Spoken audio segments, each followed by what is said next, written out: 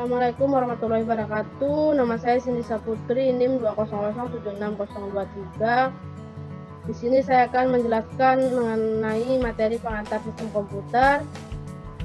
Yaitu di sini kita akan membahas 3 hal. Yang pertama yaitu hierarki memori. Karakteristik memori yang paling penting yaitu harga, kapasitas, dan waktu akses. Dimana semakin kecil waktu akses maka semakin mahal harga per bit, dan semakin besar kapasitas maka semakin murah harga per bit. Dan semakin besar kapasitas maka semakin besar waktu akses. Kemudian di sini ada piramida hierarki memori, yaitu yang paling bawah terdapat magnetic tape. Contohnya seperti video tape dan lain-lain. Kemudian terdapat magnetic disk di atasnya, yang contohnya CD-ROM, CD-RW, DVD-RW, dan DVD-RAM. Di atasnya lagi terdapat main memory, contohnya seperti RAM. Sedangkan di atasnya lagi terdapat cache, dan yang paling atas adalah register. Dimana waktu akses memori semakin ke atas maka semakin cepat, semakin ke bawah maka semakin lambat.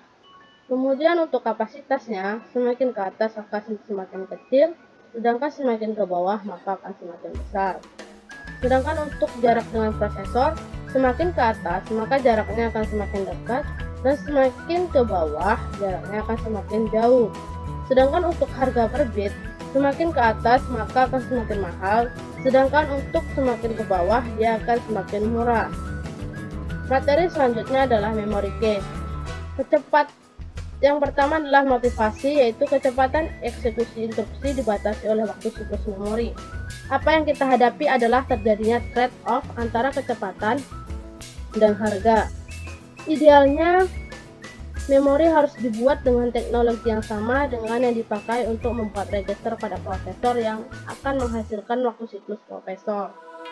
Maka solusinya adalah yaitu memori haruslah berukuran kecil, berkecepatan tinggi, dan berada pada prosesor dan memori yang biasanya kita sebut dengan disk. Selanjutnya itu adalah terdapat printed cache. Mari di bawahnya kita lihat ada bagan, yaitu terdapat operasi pembacaan cache, yaitu dimulai dari start, memasukkan alamat dari RA address ini dari CPU, atau yang RA ini adalah read address. Kemudian RA ini diperiksa apakah berada dalam cache atau tidak. Jika dia memang berada dalam cache maka kata RA ini akan dikirimkan ke CPU. Namun jika tidak maka harus melalui yaitu akses memori utama, yaitu untuk memasukkan blok containing RA ini. Kemudian diselanjutkan mengalokasikan slot cache ke blok memori utama, kemudian melalui meload blok memori utama untuk cache slot, atau melalui mengirimkan kata RA ini ke CPU baru selesai.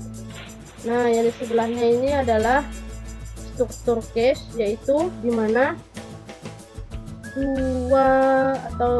and word yang dialamati dengan masing-masing word memiliki sebuah alamat bit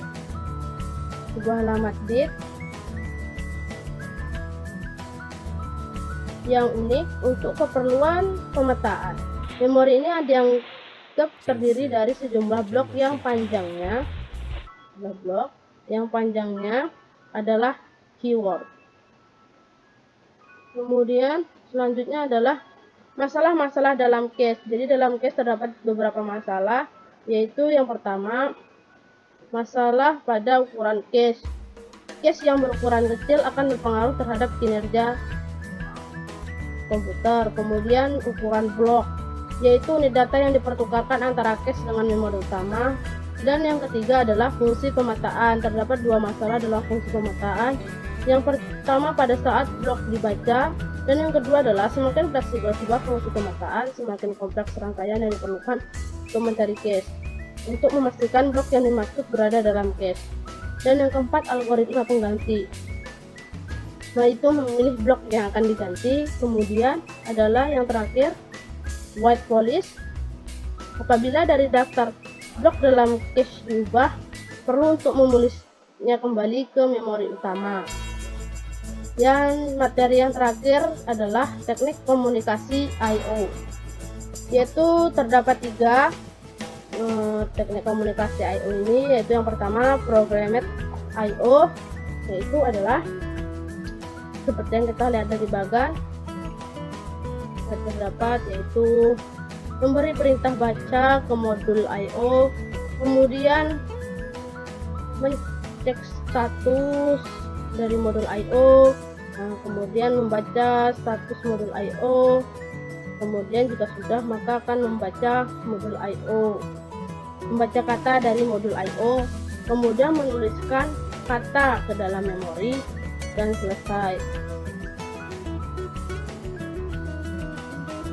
Yang kedua adalah yang B ini terdapat interrupt hyphen, yaitu adalah terdapat issue read command to modul I/O atau membaca perintah ke modul I/O, kemudian membaca status modul I/O, mencek status error atau tidak, kemudian jika sudah adalah membaca kata dari modul I/O dan menuliskan kata ke dalam memori dan selesai. Sedangkan untuk direct memory access ini sedikit berbeda, yaitu dimana modul I/O akan memindahkan seluruh blok data satu word ke pengiriman secara langsung ke memori atau dari memori tanpa melalui prosesor terlebih dahulu. Jadi tidak melalui prosesor. Kemudian jika sudah selesai, maka modul DMA mengirimkan sinyal interrupt ke prosesor. Dengan demikian prosesor hanya dilibatkan dalam awal dan akhir pemindahan data. Baiklah, sampai di sini materi yang dapat saya jelaskan. Jika ada salah dan kurangannya, saya mohon maaf. Wassalamualaikum warahmatullahi wabarakatuh.